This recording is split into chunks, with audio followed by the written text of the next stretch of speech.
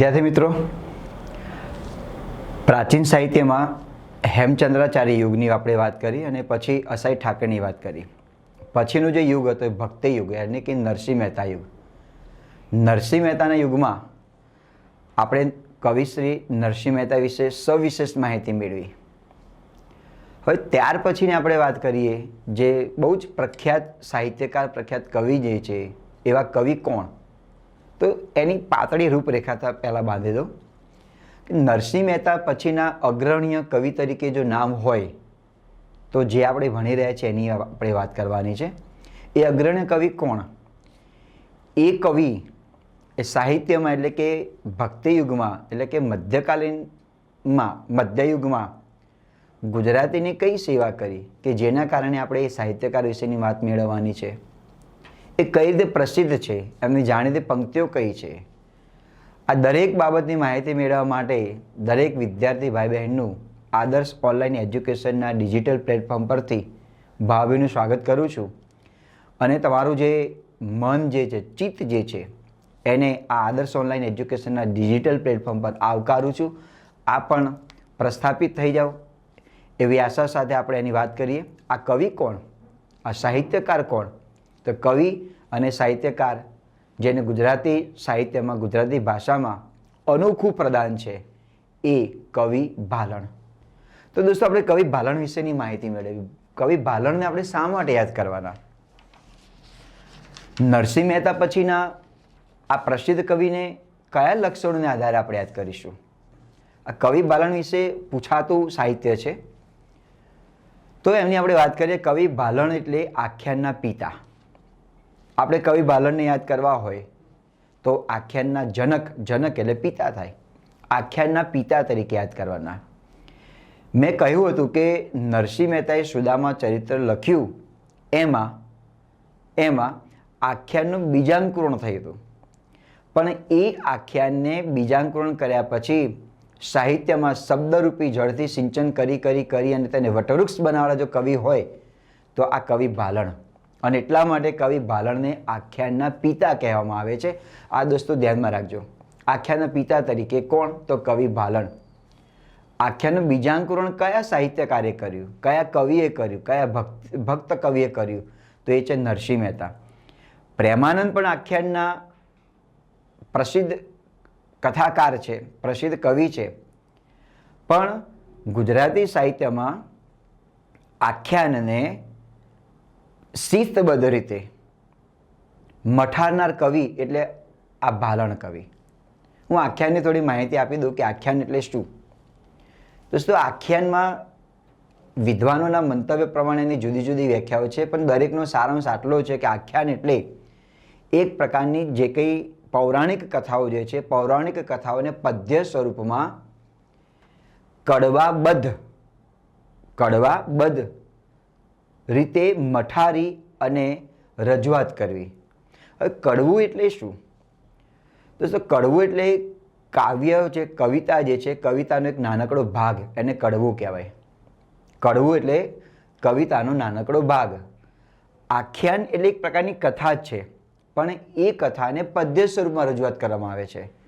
નરસિંહ મહેતાએ સુદામા ચરિત્ર લખ્યું, પણ એમાં કડવું, વલણ, ઉથલો આવા જે છે એ રાગની અંદર એમને સમાવેશ નહોતો કર્યો. એમની મેળે લખી નાખ્યું સુદામા ચરિત્ર. એમાં કોઈ આખ્યાનનું સ્વરૂપ દેખાતું નહોતું.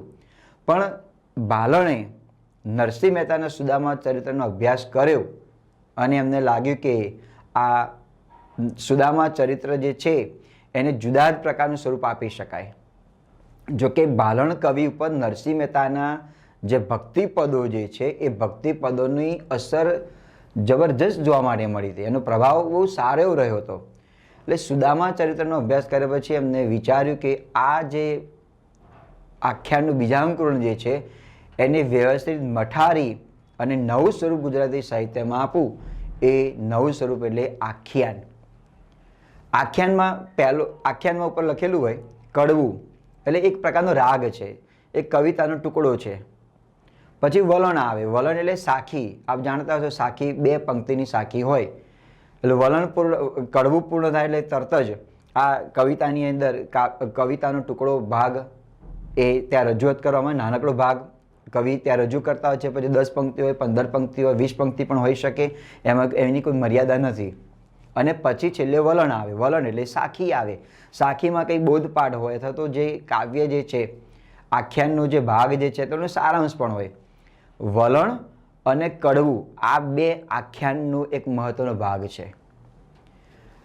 કવિ ભાલણે નરસિંહ મહેતા જે બીજાંકુરણ કર્યું તે આખ્યાનને શિસ્તમય રીતે સાહિત્યમાં પીરસ્યું.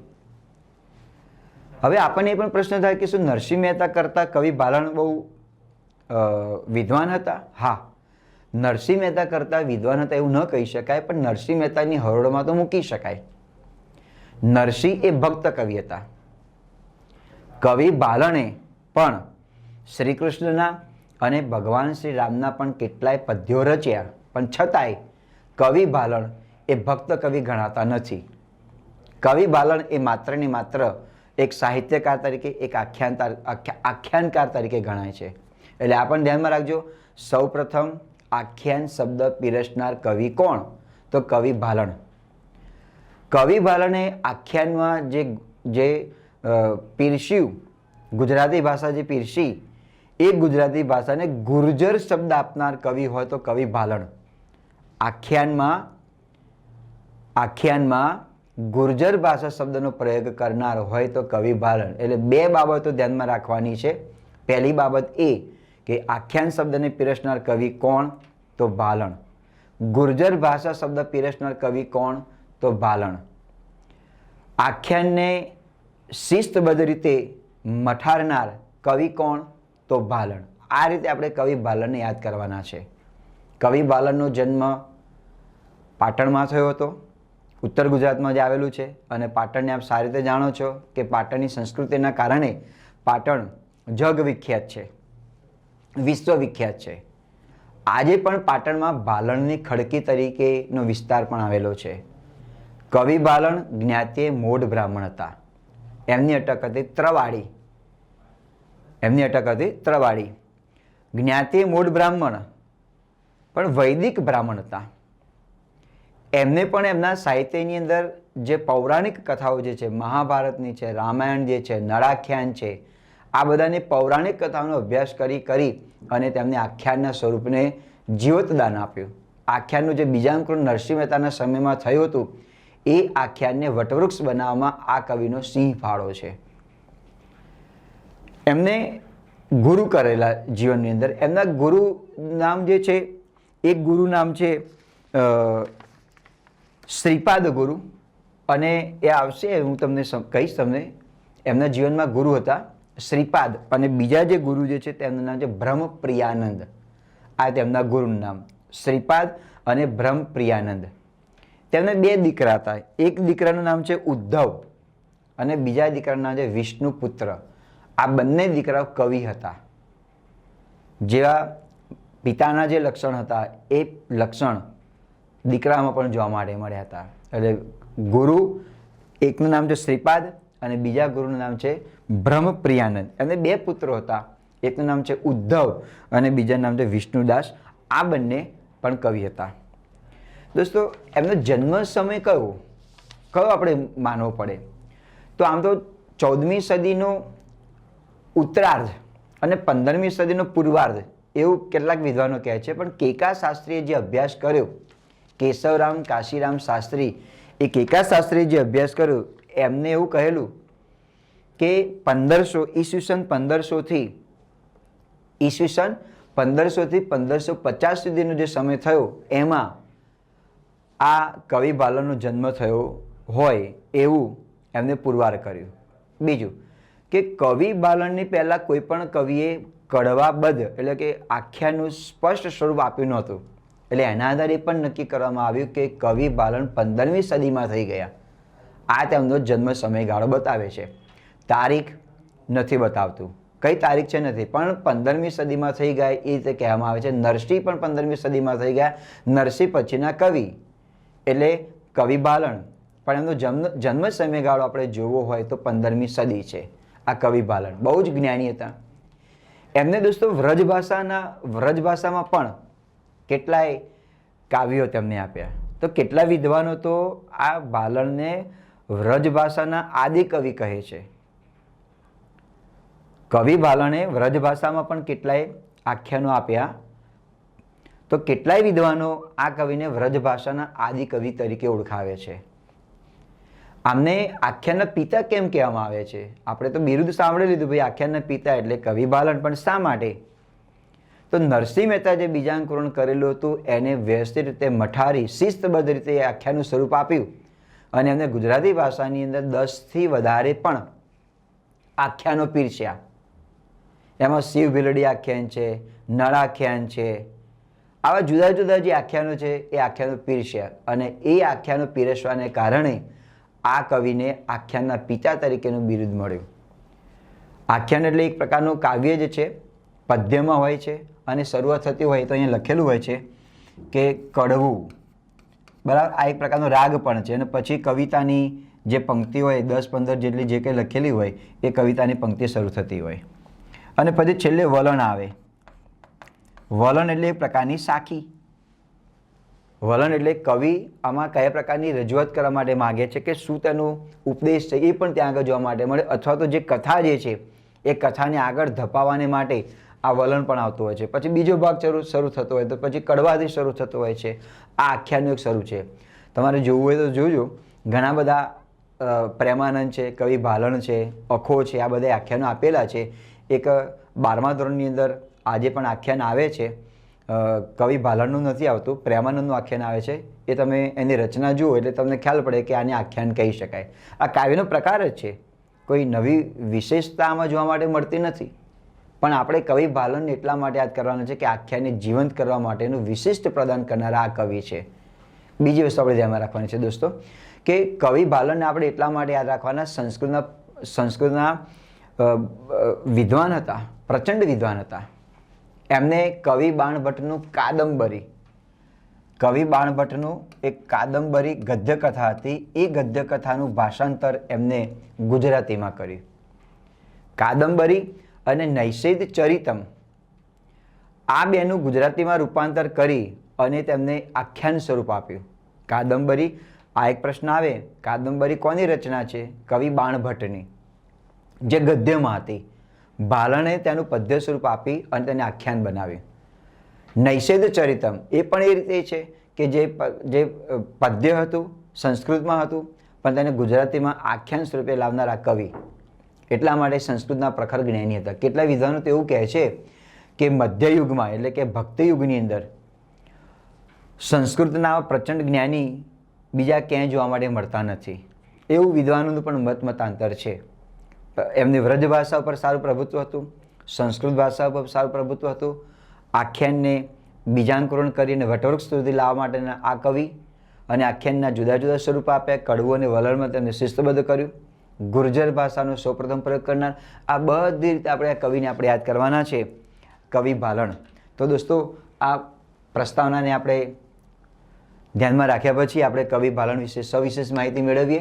કવિ ભાલણ વિશેની આ જે ચિત્ર જે છે કવિ ભાલણનું છે, એમનો જન્મ જે છે એ 15મી સદી ઉત્તરાર્ધ અને 16મી સદી પૂર્વાર્ધ.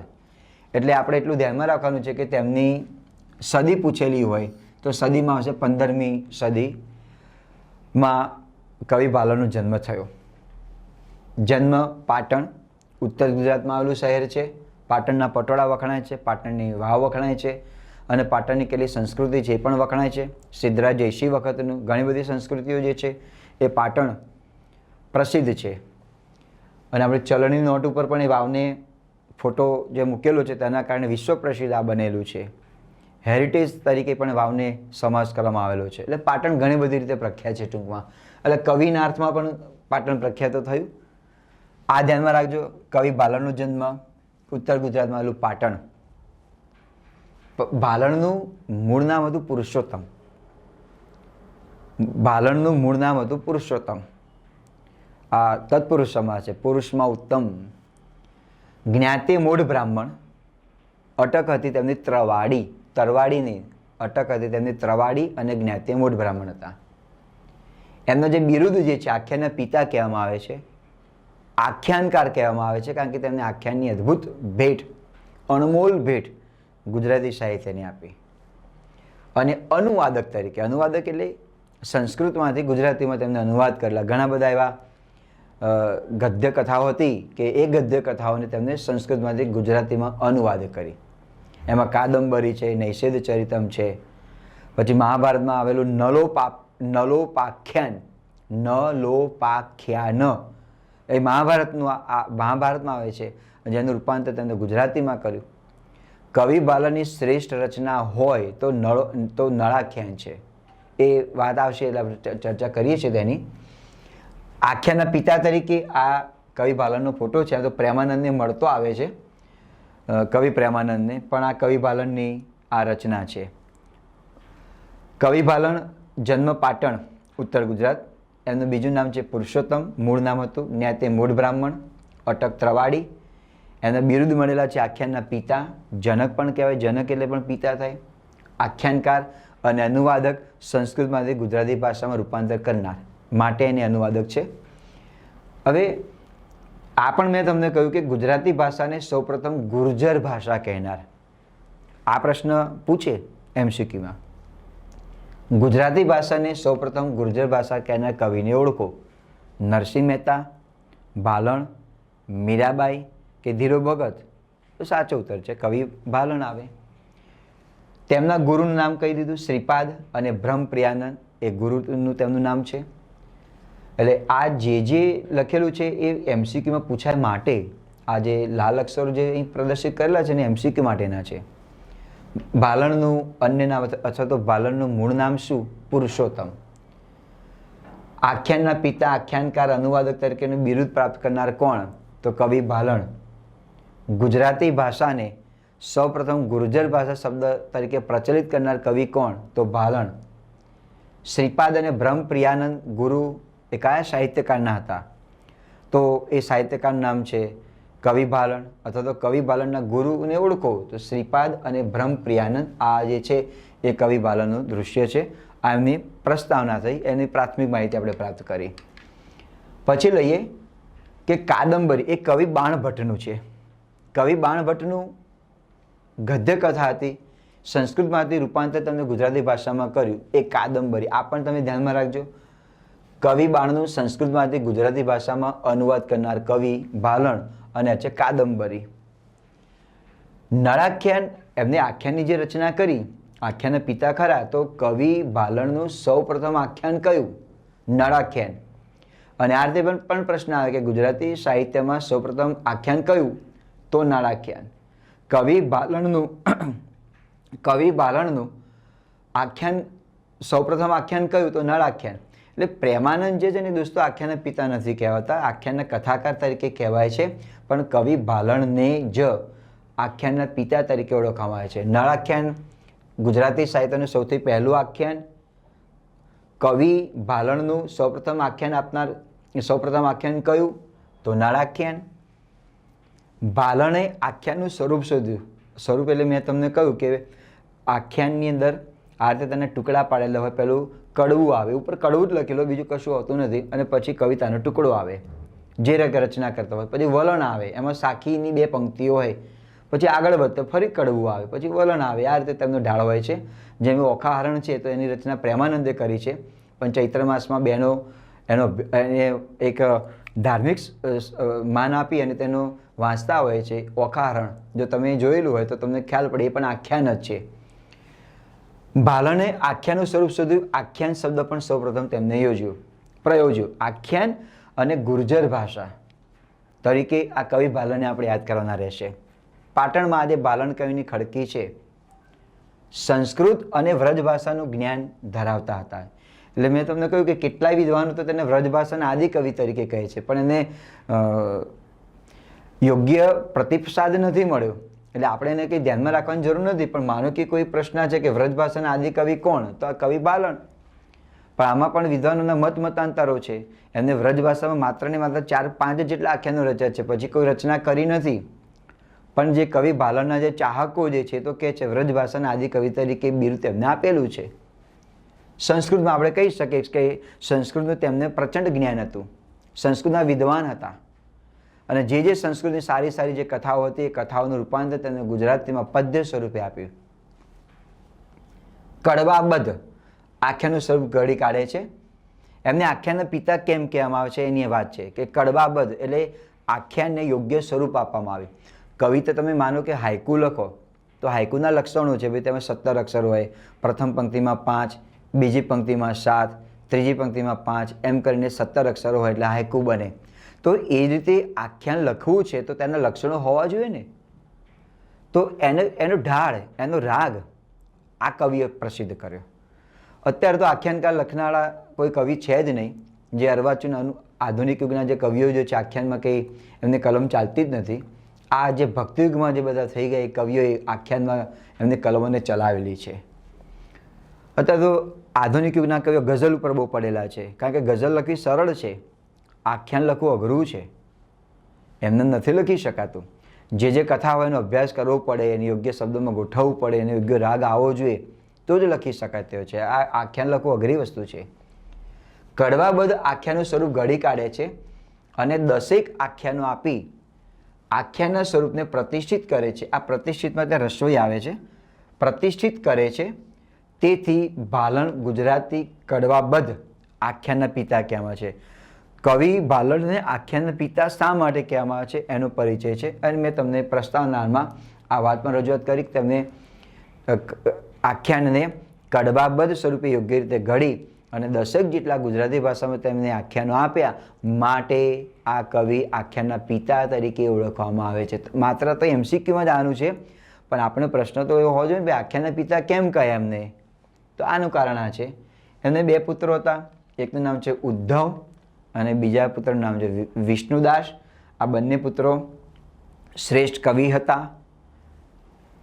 આ કવિની શ્રેષ્ઠ રચના કઈ, શ્રેષ્ઠ આખ્યાન કયું તો એ છે નળાખ્યાન. નળાખ્યાનમાં નળ રાજા અને દમયંતી આમનો શૃંગાર રસ, પ્રેમ રસ અને બંને છૂટા પડી જાય છે, વિખૂટા પડે છે ત્યારે તેમનો જે વિરહ વ્યથા જે છે એની વાત આમાં નળાખ્યાનમાં કરવામાં આવેલી છે.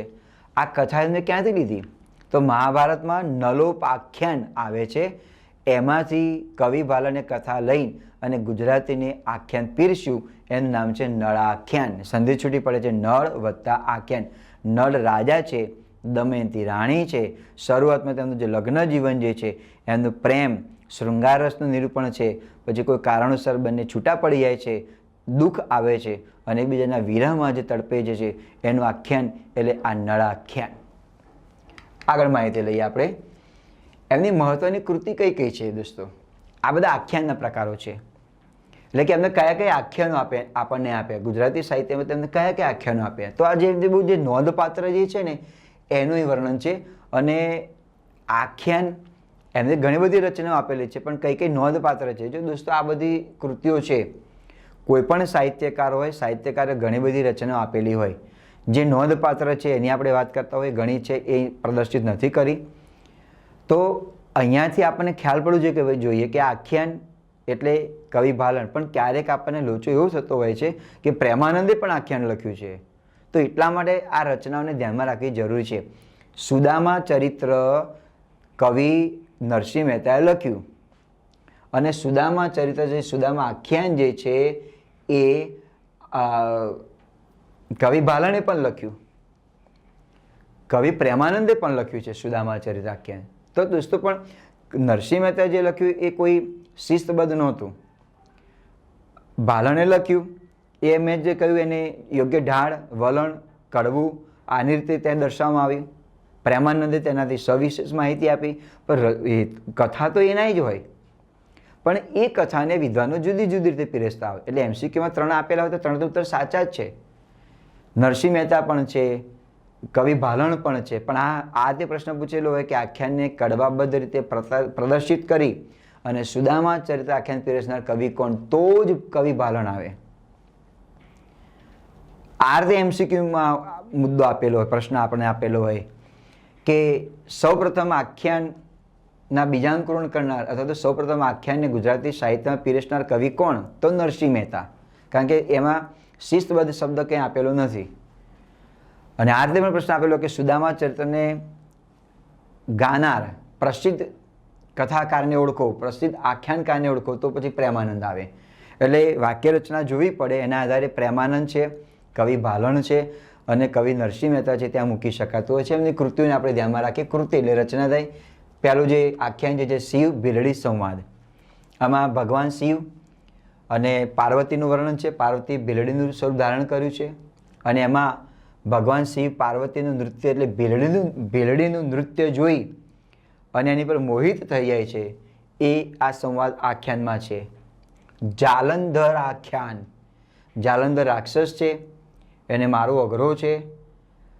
ભગવાન વિષ્ણુ એને મોહિનીનું, ભગવાન વિષ્ણુ તેને જાલંધરની પત્નીનું સ્વરૂપ ધારણ કરી અને થોડી જાલંધરની જે પત્ની જે છે તેનું શીલ ભંગ કરે છે અને જાલંધરને હણી નાખે છે. આવી કથા છે. આ કથા તો લાંબી છે, એ મારે કથા માળવાની નથી, કારણ કે એ કથાની વિષય વસ્તુ શું છે પૂછાતું નથી, પણ એનું જે એનું કન્ટેન્ટ જે છે વિષય વસ્તુ એ તમને કરું છું.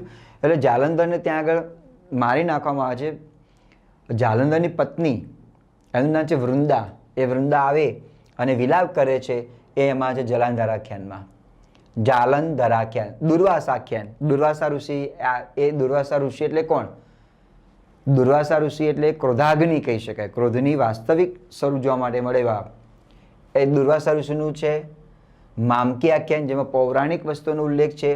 દ્રૌપદી વસ્ત્રાહરણ, એ તો આપણને ખબર જ છે કે મહાભારતની અંદર જે કૌરવોએ દ્રૌપદીનું વસ્ત્રાહરણ કર્યું, એ કથા વસ્તુને આ કવિ આખ્યાનમાં વર્ણવી છે.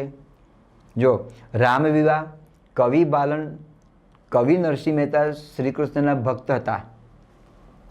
કવિ બાલન નરસિંહ મહેતાની જેમ શ્રી કૃષ્ણના અને શ્રીરામના ભક્ત હતા, પણ શ્રીરામના આખ્યાનો સૌથી વધારે આપ્યા એ કવિ બાલને આપેલા છે. એટલે રામ વિવાહ, એમાં શ્રીરામના જે લગ્ન થાય છે એનું અહીં વર્ણન છે.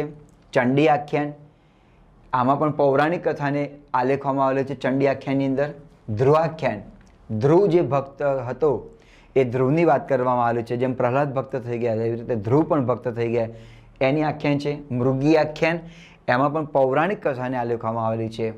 રામાયણ, આપ જાણો છો રામાયણમાં શું ઘટના જે છે, એ રામાયણની જે આખી જે કથા વસ્તુ જે છે તેને આખ્યાન સ્વરૂપે કવિ બાલને આપેલી છે. દસમ સ્કંદ, દસમ સ્કંદમાં ભગવાન શ્રી કૃષ્ણની જે કૃષ્ણલીલા જે છે એનું ત્યાં વર્ણન છે. કંસને મારે છે, જે રાક્ષસોનો વધ કરે છે, એનું બધું ત્યાં વર્ણન દસમ સ્કંદમાં છે. નળાખ્યાનની મેં તમને વાત કરી. આ નળાખ્યાન જે છે એ કવિ બાલનની શ્રેષ્ઠ આખ્યાન માનવામાં આવે છે અને આખ્યાનની પ્રથમ કૃતિ તો નળાખ્યાન છે. સપ્તસતી આખ્યાન, એમાં પણ પૌરાણિક કથાનું છે.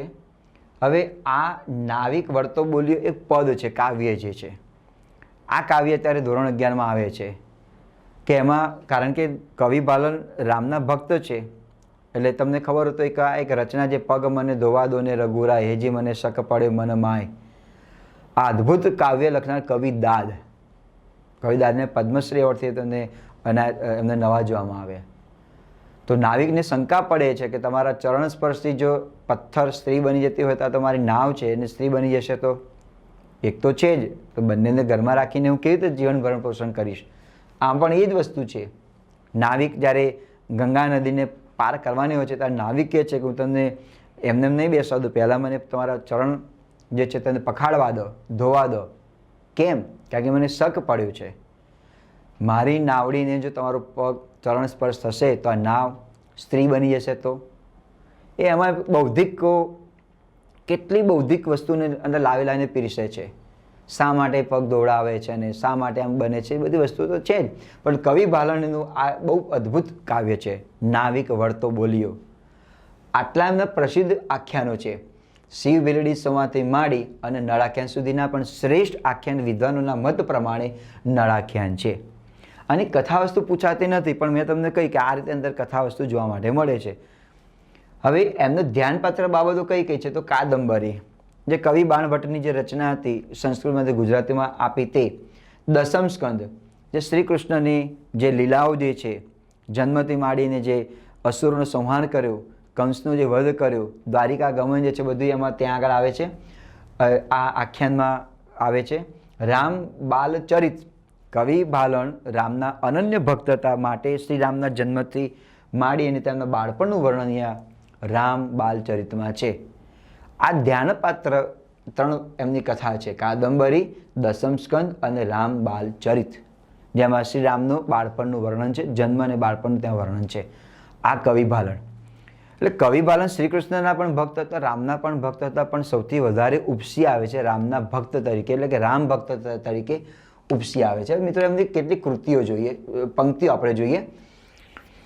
એમની કેટલીક પંક્તિઓ પૂછાતી હોય છે, નીચેનામાંથી કઈ પંક્તિ કવિ ભાલણની છે અથવા તો પંક્તિના રચયિતા કોણ છે? તો આપણે જોઈએ એમની કઈ કઈ પંક્તિઓ છે. પહેલી પંક્તિ છે, મારી બુદ્ધિ પ્રમાણે બોલું થોડું સાર, પદી પદ બંધારણ રચાતા થાય અતિ વિસ્તાર. આ કવિ ભાલણની પંક્તિ છે. જ્યારે આખ્યાનની જેમને રચના કરી ત્યારે એક આખ્યાનમાં તેમને આ પંક્તિ લખેલી છે, નળાખ્યાનમાં લખેલી છે પંક્તિ. આવી વાત કરતી એમ કહી મિથ્યા ગયું એકાલ, હદી શું ચાલ્યું નહીં ચુંબન દેઈ બાલ. આ પણ એમની પંક્તિ છે, જે શ્રી કૃષ્ણની બાળ લીલા જે છે આ એના અનુસંધાનની પંક્તિ છે.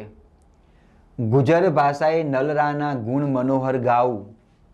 કવિ ભાલણની પંક્તિ છે. આ પંક્તિ ક્યારે લખી હતી?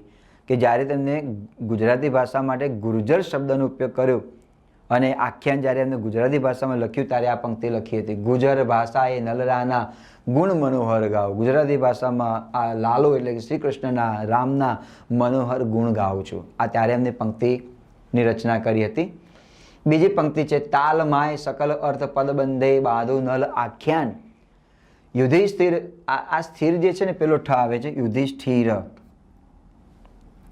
આ રીતે ત્યાં આગળ આવશે, યુધિષ્ઠિર, એટલે આને ન ગણતા. યુધિષ્ઠિર આનંદ પામ્યા સાંભળી આખ્યાન.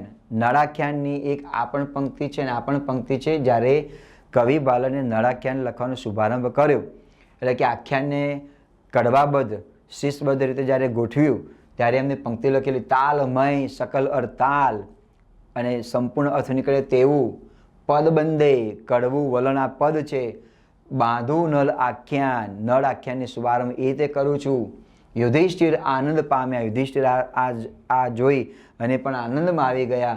સાંભળી આખ્યાન, કહ્યું નળાખ્યાનને સાંભળી યુધિષ્ઠિર પણ ખુશ થઈ ગયા.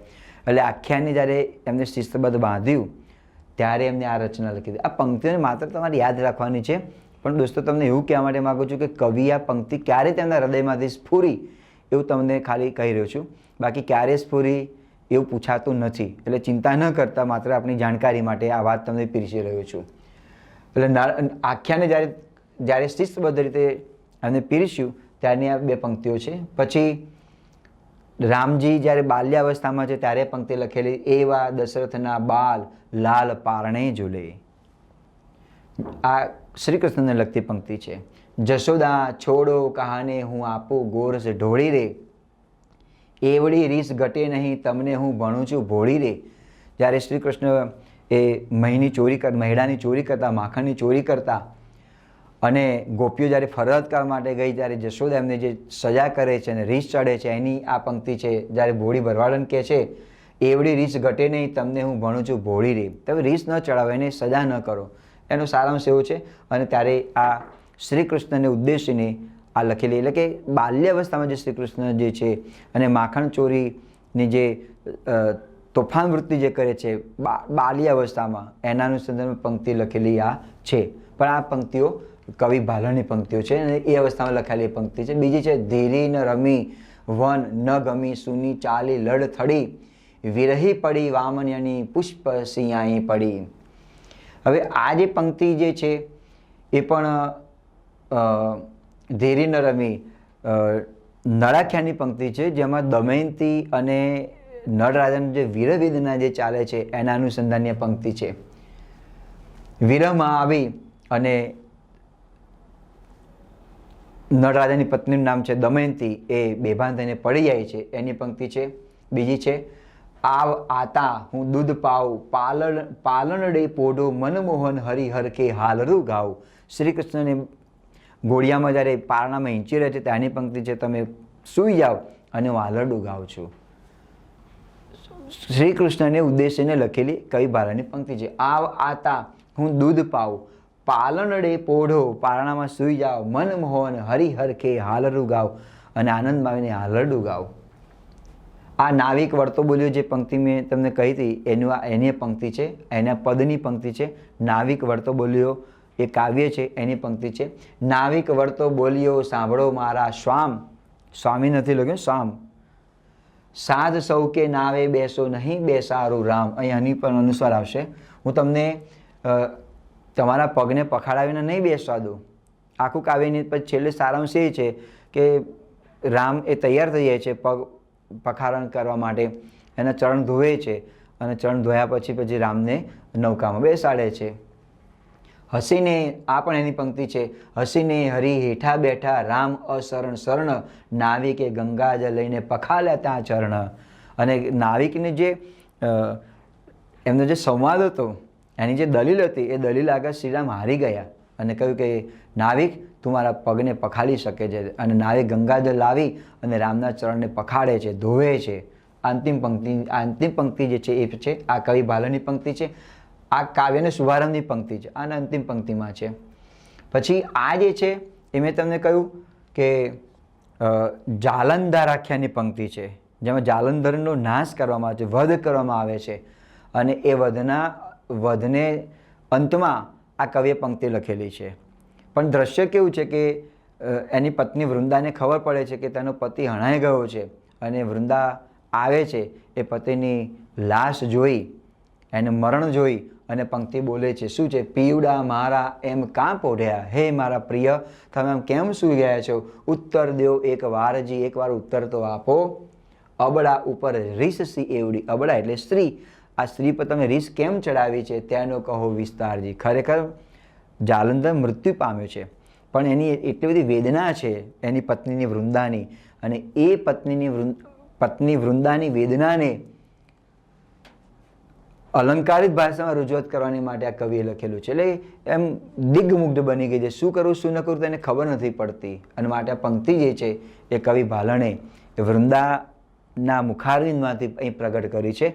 આખ્યાન છે જાલંધર ખ્યાનની પંક્તિ છે. એટલે આ પંક્તિ કયા આખ્યાનની છે એવું પૂછાતું નથી. આ માત્ર સમજૂતી માટે તમને કર્યું છે, એટલે એવું ગભરાતા નહીં કે આ પંક્તિ અમને કેવી રીતે ખબર પડે કયા આખ્યાનની છે. હા, આવું પૂછી શકે કે આ પંક્તિ કયા કવિની છે, તો તમે લખી શકો કવિ ભાલણની, પણ કયા આખ્યાનમાંથી લેવામાં આવી છે એવું પૂછતા નથી. આ માત્ર આપણી જાણકારી માટે છે. આ એમની અદ્ભુત કૃતિઓ જે છે, એમની અદ્ભુત પંક્તિઓ જે છે એની આપણે વાત કરી. કવિ ભાલણ જ છે, અનન્વય અલંકાર છે. એની હરોળમાં કોઈ આવી શકે તેવા સંસ્કૃત અને વ્રજ ભાષાના કવિ થયા નથી. કારણ કે કવિ ભાલણ બહુ અદ્ભુત પાંડિત્ય તેમનામાં હતું. સંસ્કૃતનું અદ્ભુત પાંડિત્ય હતું, ગુજરાતી ભાષામાં પણ અદ્ભુત પાંડિત્ય હતું. એટલે આ નરસિંહ યુગના જે કવિ જે છે, નરસિંહ યુગના ભક્તિયુગના જે કવિ જે છે, એ કવિ ભાલણની આપણે સવિસ્તાર માહિતી મેળવી. તેમનો જન્મ, તેમની અટક, એમની કઈ કૃતિ છે, તેમની કઈ મહત્વની પંક્તિઓ જે છે, તમારે કઈ ધ્યાનમાં રાખવાનું છે? એમનું મૂળ નામ, એમનો જન્મ સમય એટલે કે 15મી સદી, જન્મ સ્થળ તો પાટણ ઉત્તર ગુજરાતમાં. આખ્યાનના પિતા તરીકે સૌપ્રથમ આખ્યાન કયું? નળાખ્યાન તરીકે. ગુર્જર ભાષાનો પ્રયોગ કરનાર કવિ કોણ? તો કવિ ભાલણ. એની મહત્વની જે કૃતિની વાત કરી તે અને મહત્વની પંક્તિની વાત કરી તે, આટલી વસ્તુ પર તમારે પ્રકાશ પાડવાનો છે, ફોકસ પાડવાનો છે. કવિ ભાલણ વિશે આ રીતે પૂછાતો છે. દોસ્તો, અહીંયા ભક્તિયુગના બીજા કવિ એટલે ભાલણની આપણે માહિતી પૂર્ણ કરી. દોસ્તો, હવે ત્યાર પછીના કવિઓ આવતા રહેશે. મીરાબાઈ છે, દયારામ છે, ભટ્ટવલ્લભ મેવાડો છે, એની આપણે ચર્ચા કરીશું. તો આ જે વિડીયો તમે જુઓ તો તેની જે માહિતી જે છે, માહિતી હૃદયસ્પર્શી જે છે, અને એને વિસ્તૃતપૂર્વક તમે હૃદયમાં ઉતારજો. કારણ કે એવું નથી ભાલણ વિશે ન પૂછાય, પૂછે. નરસિંહ મહેતા વિશે ન પૂછાય એવું નથી, પૂછે. ક્યારેક નરસિંહ મહેતા લોકપ્રિય છે તો આપણે એવું લાગે કે નરસિંહ મહેતા વિશે વિશેષ પૂછે. કવિ ભાલણને આપણે ધ્યાન ન આપી હોય તો કવિ ભાલણ વિશે પણ પૂછી નાખે. એટલે માહિતી મેળવવી જરૂરી છે. અને માહિતી તો ટચુકડી જ છે. એનું મૂળ નામ કઈ રીતે ઓળખવામાં આવે છે, આખ્યાના પિતા કોણ છે, તે જ રીતે છે. તો આ રીતે દોસ્તો કવિ ભાલણની રસપ્રદ માહિતી સાથે વિદાય લઉં છું. અને જે કવિ ભાલણ જે છે તેને ખૂબ જ રસપ્રદ રીતે આપ માણજો, તો જ મજા આવશે. કવિ ભાલણ શું છે તો અહીં મારી વાણીને વિરામ આપું છું. જય હિન્દ, જય ભારત, જય જય ગરવી ગુજરાત.